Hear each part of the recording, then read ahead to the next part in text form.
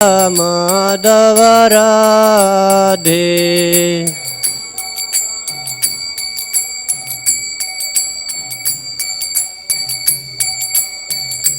जय Radha Madhav Radha Madhav Radhe.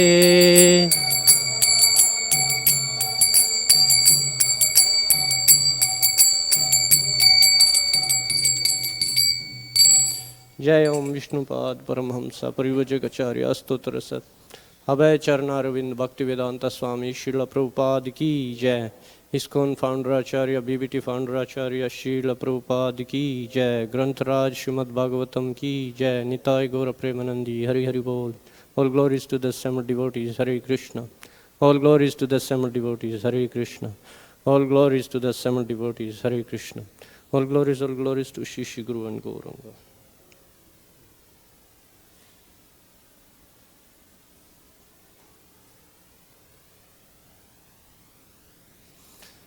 Hare Krishna, welcome to Srimad Bhagavatam class. Today's topic is devotees' compassion for conditioned souls pleases the Lord. Today we have verse from Srimad Bhagavatam, Canto 3, Chapter 29, Text 6.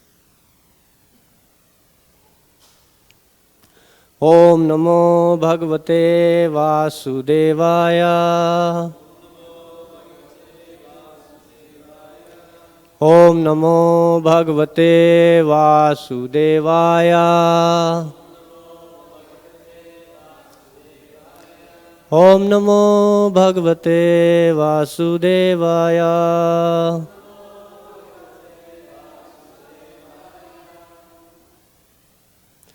Maitreya उवाच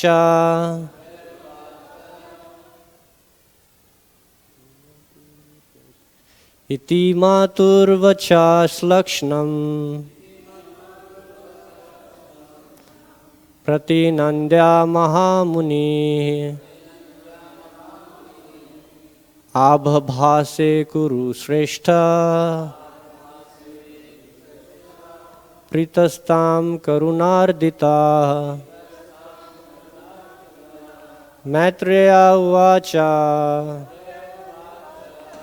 इति मातुर्वचाश्लक्ष्णम् प्रतिनन्द्य महामुनिः आभभासे कुरु श्रेष्ठ प्रीतस्तां करुणार्दिता। मैत्रेय उवाच इति मातुर्वचाश्लक्ष्णम् प्रतिनन्द्य महामुनिः आभभासे कुरु श्रेष्ठ प्रीतस्तां करुणार्दिता। Please chant. Maitreya उवाच इति मातुर्वचाश्लक्ष्णम् प्रतिनन्द्य महामुनिः आभभासे कुरु श्रेष्ठ प्रीतस्तं करुणार्दिता। मैत्रेय उवाच इति मातुर्वचास् प्रतिनन्द्य महामुनिः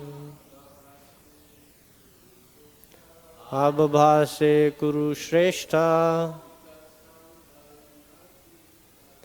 प्रीतस्तं करुणार्दिता। मैत्रेय उवाच इति मातुर्वचाश्लक्ष्णम् प्रतिनन्द्य महामुनिः आभभासे कुरु श्रेष्ठ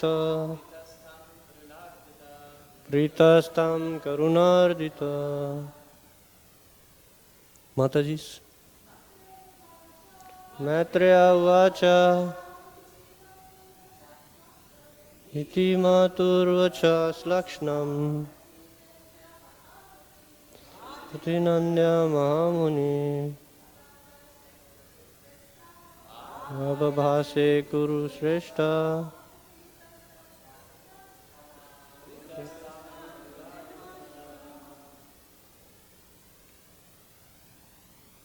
Synonyms. Maitreya Uvacha. Maitreya said, Iti, thus, Matuhu, of his mother, Vachaha, the words, Slakshnam, gentle, Pratinandya, welcoming, Mahamuni, the great sage Kapila, Abhabhase, spoke, Kuru Shrestha, best among the Kurus,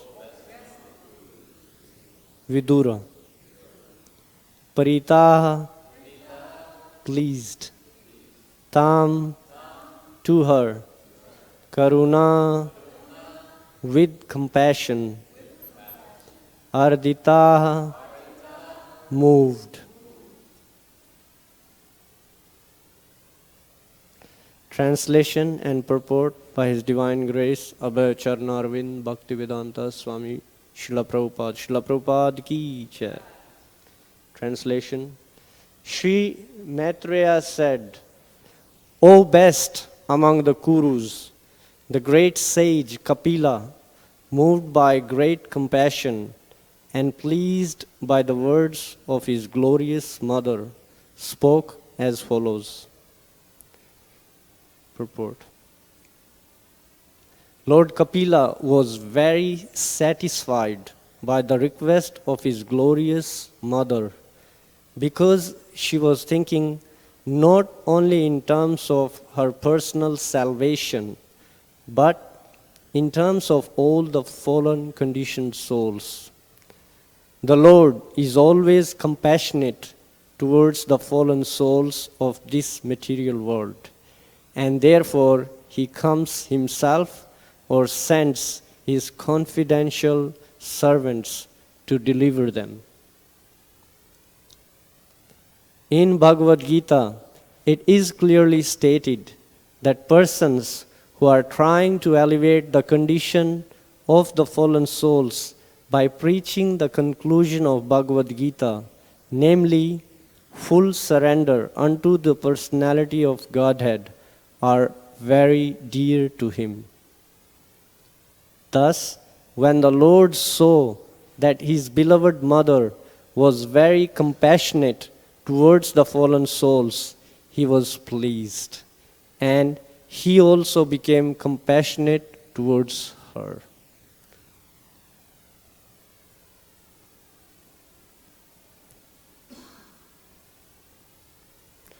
Om Jnanatimirandasya Jnananjana Shalakaya Chakshurun Militam Yena Tasmai Shri Guruve Namaha Shri Chaitanya Manobhishtam Stapitam Yena Bhutale Swayam Rupa Kadamayam Dadati Swapadantikam Jai Shri Krishna Chaitanya Prabhu Nityananda Shri Advaita Gadadhar Shivasadi Gora Bhakta Vrinda Hare Krishna, Krishna Krishna, Hare Hare, Hare Rama, Rama Rama, Hare Hare.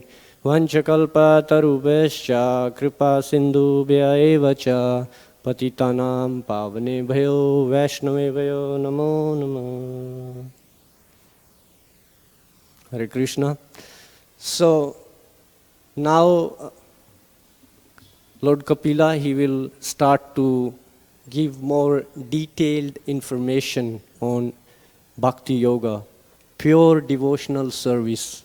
In next few verses, he will be speaking about how devotional service, there is only one way, it's pure devotional service.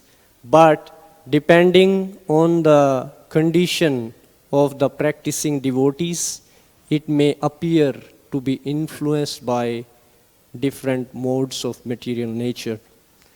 So unless one becomes pure, then our devotional service may seem like it is affected by different modes of material nature.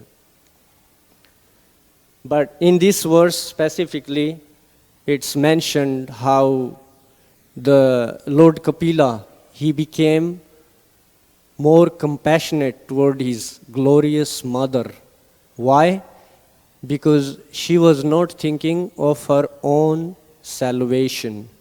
She was putting all these questions, representing herself as a conditioned soul for benefit of all the conditioned souls. So the Lord can give all these beautiful detailed explanations for conditioned souls to understand these deeper aspects of pure devotional service. And by hearing such detailed information, one can become inspired to take to pure devotional service and not remain a mixed devotee or even a materialistic devotee.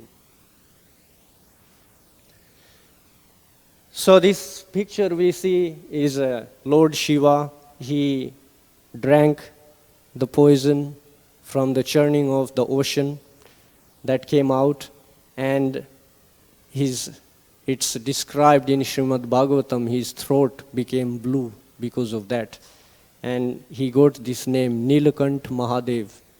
There is a place not too far from Delhi, in Rishikesh. There is actually a temple of Lord Shiva where they worship this deity, Nilakant Mahadev. So this is given in the 8th canto of Srimad Bhagavatam, very beautiful pastime. But the reason I picked this is that next week, next Wednesday, is Mahashivratri. So the day to glorify Lord Shiva and his compassion for conditioned souls. One of his name is Ashutosh. So he becomes pleased very easily, but he can also be angered very easily. So the quality of him being pleased very easily is very dear to most conditioned souls, because everyone wants instant results. So you can go to Lord Shiva and ask for results and he will give it to you. And therefore Lord Shiva is a very popular God, especially among the people who are influenced by lower modes of material nature, especially ignorance. People who are addicted to smoking weed, especially. You see in India, there are like many devotees of Lord Shiva. They will go to different places, and they like, many of them, they actually travel to these places on foot, like miles away for days. And they go there to get this water from whatever sacred river is there. And then they come back to their place. And it's like a austerity they perform to please Lord Shiva.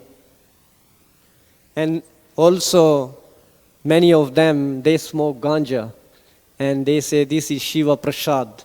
But this is completely ignorant. There's no mention of this kind of Shiva Prasad. So actually in Bhagavatam there is given Rudra Gita, where Lord Shiva, he is actually teaching about pure devotional service. And there is such a beautiful description of the abode of Lord Shiva, of his physical features. I know there are many popular gurus on social media, and they say Shiva is just like an energy. There is no form. But we can learn from Srimad Bhagavatam how Lord Shiva has so many beautiful features. His body color is golden, it's mentioned. But because of drinking this poison, his throat became blue. So this kind of compassionate nature is very pleasing to the Lord.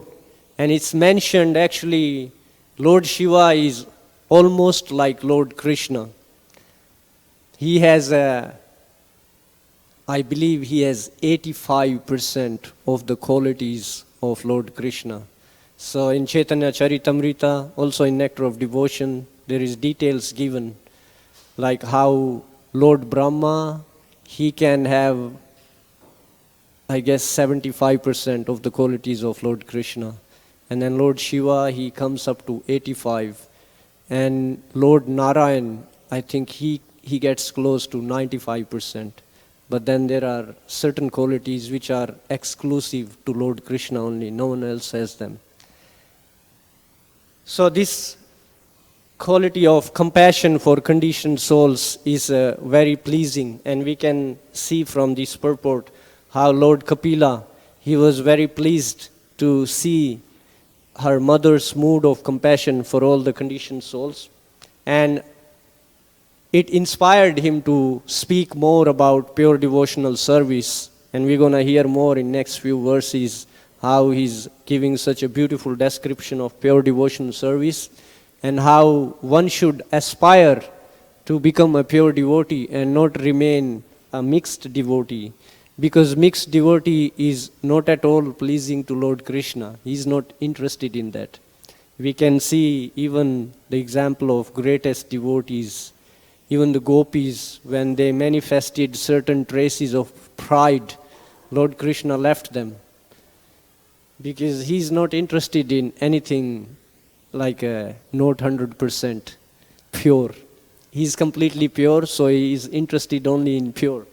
But of course, by mercy of the Vaishnavas, by mercy of the devotees, even when there are some lacks, Krishna himself helps us to complete those lacks within us so we can become pure devotees. There is this verse in Bhagavad Gita where Krishna himself says that whatever is lacking, he fulfills that.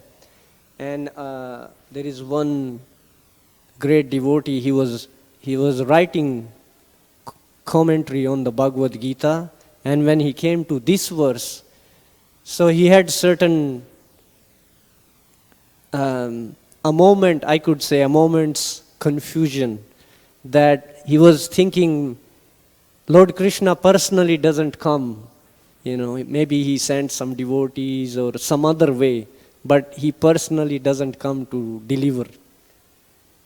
I'm forgetting the name of this devotee, but it's a very beautiful story where Lord Krishna, actually Krishna and Balaram, they both came with lot of fruits and other items to make an offering, and they came to his wife because he had gone to take bath. Maybe it was Jayadev Goswami or someone like that. So he went to take bath, and then Lord Krishna came with all these different items and he gave it to his wife, and he said, our Guru sent this to give to you, and you can prepare an offering. When he comes back after bathing, he will take prasad.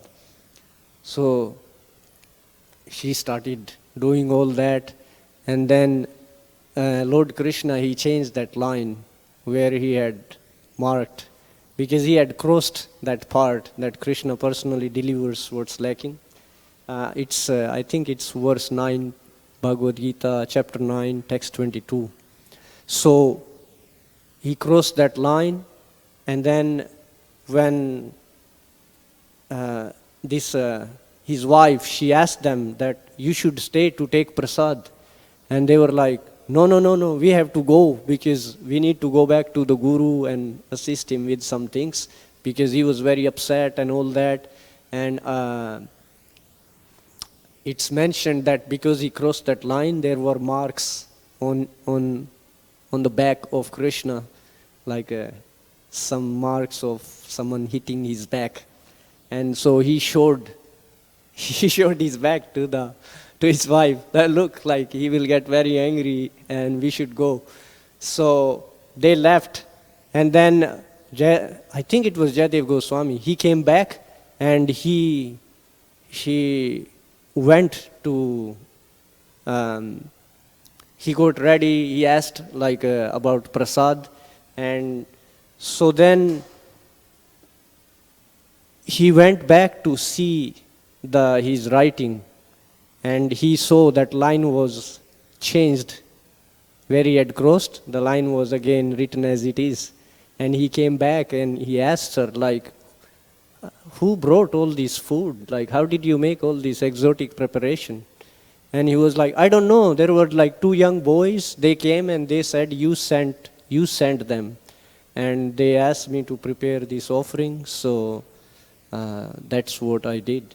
And so he was like in tears. He was saying, you are so fortunate that Krishna came to you, because I was writing this and I was thinking that Krishna personally doesn't come. Maybe he sent some devotee or something like that. And so he was like, you are more fortunate than me. I'm writing this, but he came, you personally got to see him. So that's how Krishna is very kind, and when he sees the devotees, they are being kind to others, it increases his compassion even more. We can see example of Lord Chaitanya and Lord Nityananda. Recently we celebrated Nityananda Trayodasi, and we were speaking about how Lord Nityananda, he goes even to the most unqualified people. He actually looks for those kind of people and he gives them Krishna Prema. So that's how this is spread. Srila Prabhupada actually, he on few occasions he sang this song, Parama Karuna Pahudui Jana Nitai Gora Chandra. So Parama Karuna is the most compassionate. Krishna, when he becomes most compassionate, then he shows as Lord Chaitanya and Lord Nityananda. So in this pastime, it's mentioned actually in 8th canto of Srimad Bhagavatam, where Lord Krishna, he was speaking to Uddhava before leaving this world, and he was actually expressing some kind of transcendental sadness. He was expressing that it seems like most people didn't understand bhakti, so looks like I will have to come back again to teach this. So he was indicating that he will be coming as Lord Chaitanya to teach this bhakti yoga. And we can see after coming of Lord Chaitanya, now there are devotees all over the world practicing bhakti, practicing Krishna consciousness, and not only practicing but distributing to others. By mercy of Srila Prabhupada, we also got this wonderful opportunity, and we are speaking about these things. We are not qualified, but by receiving mercy from Srila Prabhupada, we can talk about these things and we can engage in devotional service, in pleasing him. And that actually invokes mercy of Lord Chaitanya, Lord Nityananda. So this example is very appropriate because Shivratri is next week, next Wednesday is Shivratri, and Lord Shiva, we can consider how many things he does to attract like people who are absorbed in ignorant lifestyle, how many things he does. So let's consider his dress first, how he dresses. He actually wears garlands of skulls and weeds, different weeds and leaves. So we can see many people, they like to smoke weed. We personally meet so many people. It's very popular. Even in India, so many people smoke weed. And those kind of people, when they see Lord Shiva dressed like this, they become very attracted to him. Oh, he's a cool God. He doesn't tell us, stop smoking weed. He can smoke weed and be his devotee. I even recently met someone. They were telling me that they went to different ISKCON centers and they met some some devotees who are staying in the ashrams, then they met some devotees who are staying outside, working, doing different things. And this person was saying, I kind of like how in bhakti you can even live outside, do a job, and do so many things and still be a devotee. So this person was impressed by that. And that's true. It's only in bhakti school that this what would be a right word to use here? Kind of concession. It's like a concession, because no other practice there is this concession that you can live anywhere. If we consider Ashtanga Yoga practice, you have to go live in the forest somewhere in complete seclusion, and then you have to sit in a certain position, and you have to meditate for thousands and thousands of years till you are completely reduced to bones. We can see how Hiranyakashipu, he performed so many austerities. He was completely reduced to bones actually. And there were like ants covering him all over. He was like almost under the ground. So he had to perform so many austerities to achieve what he wanted to achieve. But if we consider example of Prahlad, he was just a child and he was just practicing bhakti, whatever he had learned from his guru, Narada Muni, and that too when he was in the womb of his mother.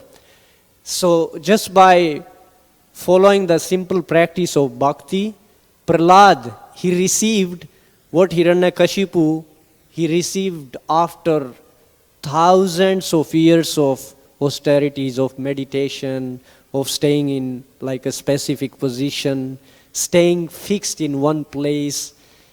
He had to do so much to win all this kingdom that he won. But Prahlad, just by following simple practice of bhakti, he received that. And not only that, lots more than what Hiranyakashipu could achieve. So there is this verse in Bhagavad Gita which talks about false ego, ahankar. Prakriti kriyamanani guna karmani sarvasha ahankara vimudatma karta hamiti manyate. Avimudha. I was listening to one lecture by my spiritual master, and he was explaining vimuda means a super fool. He said most people, they are super fools, because we can see even before coming to devotional service, anything good we would do, maybe even still, many times we think like this. This was me, Prabhu. You didn't see how well I did? So, but when something wrong happens, then what happens? It must be you. Or it must be you. Because of you, it went wrong. Otherwise, I had everything planned properly. It would have worked out. But it didn't work out because of someone else. So we blame someone else.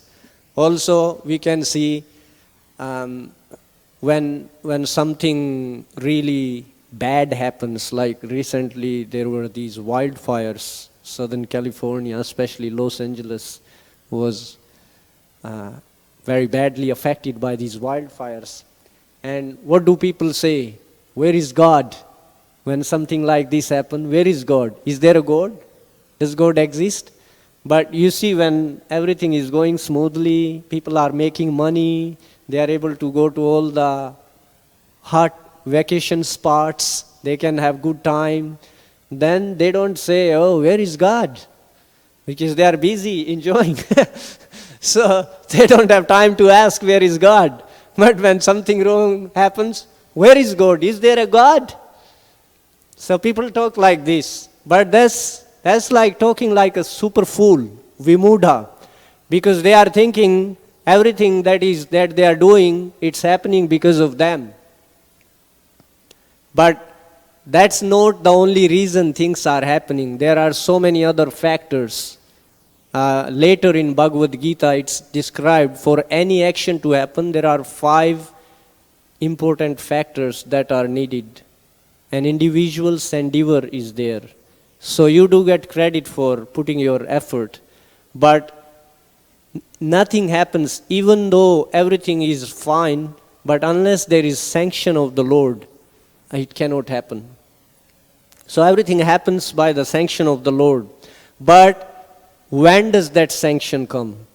So devotees, they please the Lord, they evoke His compassion, and they receive His mercy. They get the sanction. But non-devotees, they depend on their own strength. And what happens? Because our own strength is very limited. So what happens when that's not sufficient? Then what happens? Then we get depressed. We get stressed. We go look for a psychiatrist or a psychologist or someone. So we again take shelter of Durashraya. Prahlad Maharaj says that people take shelter of Durashraya, bad shelter, because they cannot help themselves. How are they going to help you? So we have to take shelter of Adhokshaja, Krishna, because he is not influenced by the modes. He is beyond modes. And same Lord Shiva, although he dressed like this, but he is not influenced by the modes. His wife is Durga, who is controller of these modes. In another conversation, my spiritual master was explaining that Lord Shiva, he is so detached. He doesn't even build a house for his wife. You see how many ladies would marry some guy who don't have a house. Generally ladies won't be interested in someone like that. But here is Parvati, and she is in charge of all the modes of material nature, of the material world. But she is happy to be with Lord Shiva. He doesn't build her a hut. So you can see Lord Shiva is very transcendental. But people in ignorance, they don't understand his transcendental nature. They just approach him for material benefits. And same way, even many people, they approach bhakti with a desire for material benefits. So Lord Kapila, he will be discussing the details in next few texts, how that when you approach devotional service with material desires, it's not very pleasing to Lord Krishna. It's not super attractive. So we have to become free from material desires.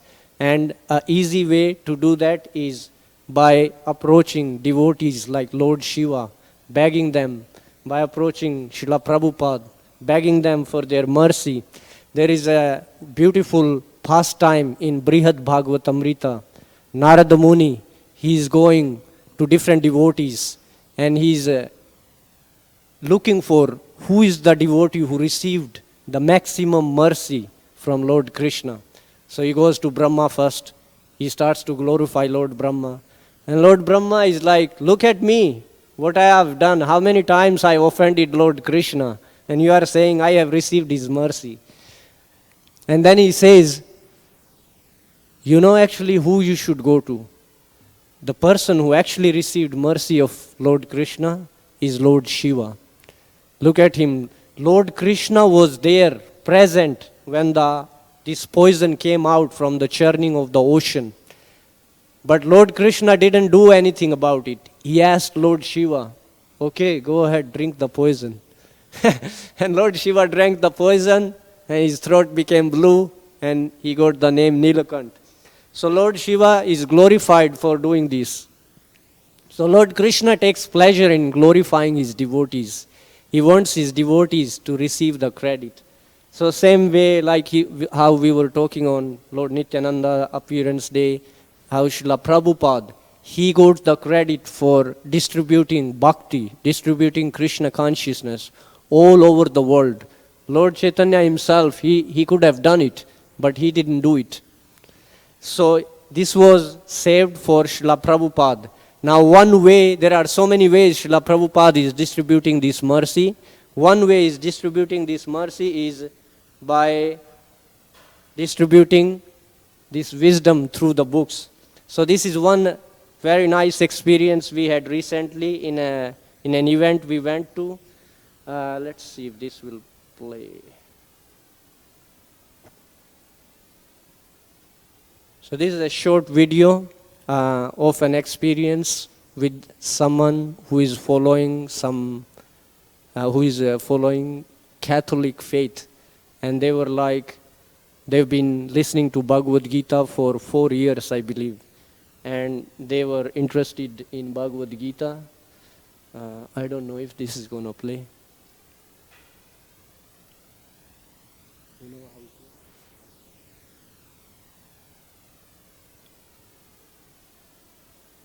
Something went wrong. I have to try.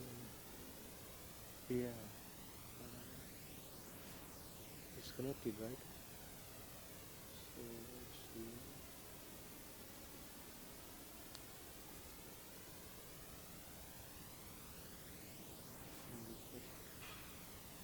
Refresh. What is the refresh?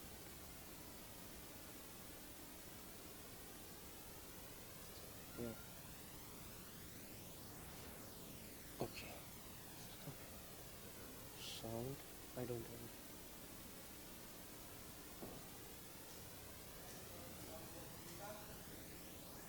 This book, she's listening to it on audiobooks, and I was just asking her, like, how did you find out about this? What interests you? So, can you tell us? Yes.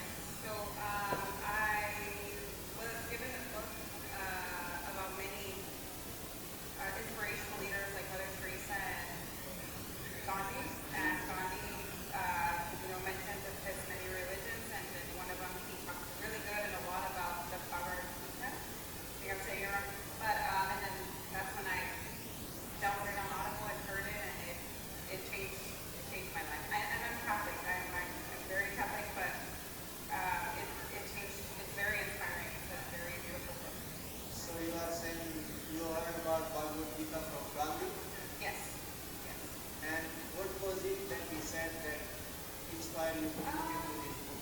Just that it was one of the religions because he practiced, I think, many religions, or he wasn't following just one, but that was one that inspired him the most, or that he liked the most. So then I said, somebody, a leader like that, or somebody that's very inspiring like Gandhi, Yes. or to promote peace and all that. So that's what got me into reading it. And what were you saying, like you are a Catholic, but still you like reading the Bible? Yes, yes.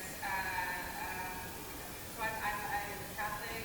We do the rosary, which is something that I see that happens in meditation with practicing mantras, where we repeat a prayer, or we focus on a good feeling or a good thought, and we kind of take it from there, and and just kind of embody, or kind of like disconnect from the outside to the good thoughts. It's similar to what we do with the Yes. rosary, and it's Yeah, it's interesting you mentioned that because mantra is also a prayer. So, and it's based on sound. You are saying a prayer, you are saying a mantra. It's based on the sound vibration. yeah. That's what purifies us. And of course, by saying a prayer, we are asking for how to grow. So it's very similar in that sense. And I just wanted to share this. Like, I don't know if you can see, but that's Thomas Merton. He's a Catholic monk, author, and theologian, and he really appreciates the Bhagavad Gita. This is his appreciation. Thank you so much for sharing. This is a pack they are getting. They like this idea of blind date with the books on self-realization and getting knowledge. So she's getting like this back.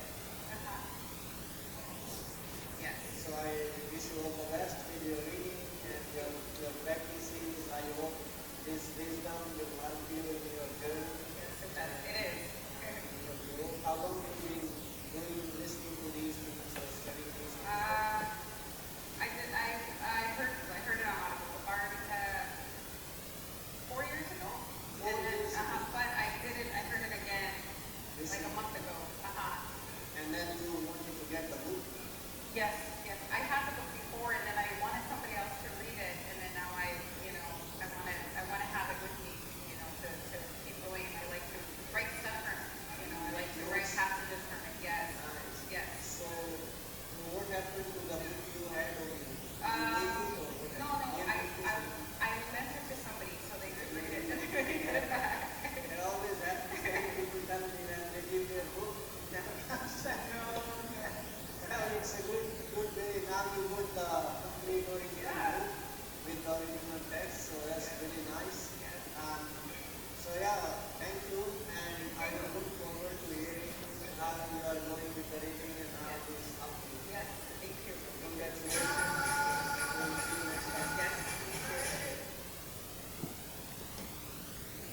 So, yeah, this was one experience out of many, but I thought this is really nice. This girl, she's been hearing Bhagavad Gita for 4 years. She showed me a whole playlist, different things she's been listening to, even Mahabharat. And she still goes to her church, but she loves Bhagavad Gita. So there are many people like that who love Bhagavad Gita, and especially when they receive Bhagavad Gita translated by Srila Prabhupada, it has a big impact on them, and they become attracted. So, yeah, these were a few points I picked up from this verse, but I'm sure there are so many more points we can take from Srila Prabhupada's purports. But we can meditate on these. It's already time, otherwise we could have a little more discussion. So thank you very much for your kind attention. Grantaraj Srimad Bhagavatam ki jai, Srila Prabhupada ki jai.